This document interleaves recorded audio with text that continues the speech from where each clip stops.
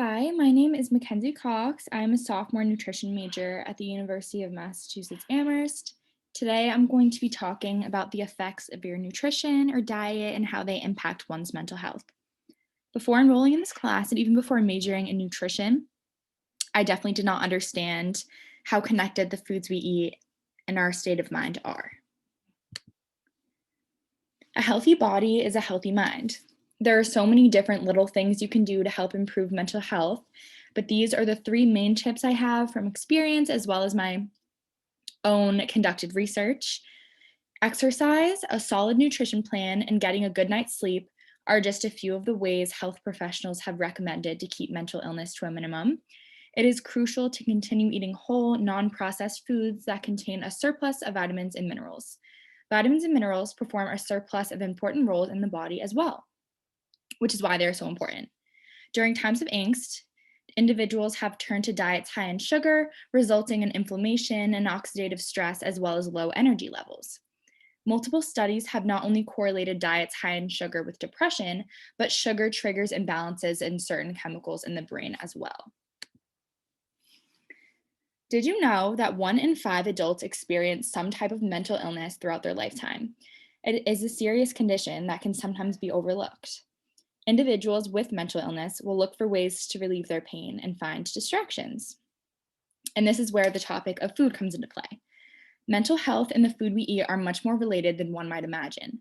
Have you ever heard of the term comfort food? What about going to get McDonald's late at night after an emotionally exhausting night of fighting with your significant other? Now, I want to preface I show my full support in treating yourself and creating a positive relationship with food, but there surely is an emotional aspect behind eating.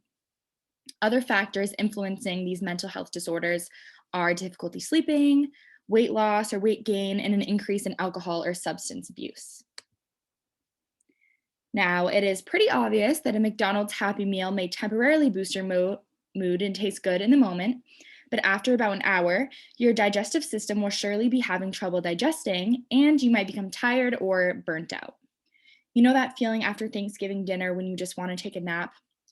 Almost like you're in a food coma. Well, that's because not only are you likely stuffing yourself full of not the healthiest food, but your brain and your gut are inversely related. These foods are scientifically proven to increase the serotonin and dopamine levels in your brain, the ones I've listed on the screen here. Omega 3 fatty acids are present in foods like salmon, nuts, seeds, and tofu. And fruits, vegetables, chickpeas are all examples of foods that will make you and your gut thank you later. You may be wondering, why should I eat whole foods? What is the why behind my reasoning of talking to you about this? The first thing I want to say is junk food, no matter how good it tastes, is not nourishing. It is not going to hold you over for more than a few hours and probably does not contain these essential nutrients talked about in the previous slide. Once our brains become starved of these nutrients, it is not able to function at its full capacity. When eating out at a restaurant, there is always a risk of the food containing more added salt, sugars, or fats because you are not aware of what is in the food you're eating or how it is being prepared behind the scenes in the kitchen. In addition to this, the neurotransmitters within your brain experience an overload of sugar, for example, causing you to become tired, irritable, or even crave more of that same food. But there is always a healthier alternative to certain food you may be craving. And if you aren't in the mood for a healthier option, that's okay. You only live once, and this presentation is not to surround these types of foods with a negative connotation, as all food does fuel our bodies essentially. I just want to reiterate how much better we all feel when we fuel our bodies with these nutrients. This is how our bodies thrive.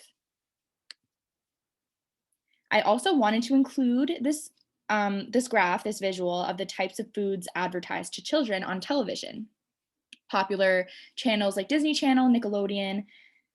The majority of these foods are high in sugar, a typical little kid's dream diet, obviously.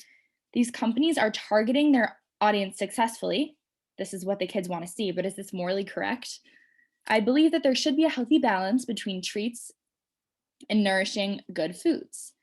But I just thought it was essential to include a visual so that you can understand how this is an ongoing problem starting at such a young age because it is introduced so casually to these young children. Now, what can you do after watching this presentation? The consumption of whole foods and a variety of micronutrients will not only make your body happy, but increase your serotonin and dopamine levels, resulting in a happier you. Although you definitely can't eat your way to happiness, it sure is one step closer to developing a healthier lifestyle and lessening the chances of heightened depression or anxiety. In addition to a more whole foods diet, I believe that increasing consumption of complex carbs, fiber, fruits, and vegetables are very important as well. To end off my presentation, I'm going to play a minute or two of this extremely helpful video I found on YouTube. Bear with me, I did have some technical difficulties, so I'm just going to play it this way. Sorry. All right. Turn to what she suggests and then expand from there. Quote, start paying attention to how eating different foods makes you feel, not just in the moment, but the next day. Try eating a clean diet for 2 to 3 weeks. That means cutting out all processed foods and sugar. Add fermented foods like kimchi, miso, sauerkraut, pickles, or kombucha. You also might want to try going dairy free. And some people even feel that they feel better when their diets are grain free. See how you feel, then slowly introduce foods back into your diet, one by one, and see how you feel. End quote. Okay.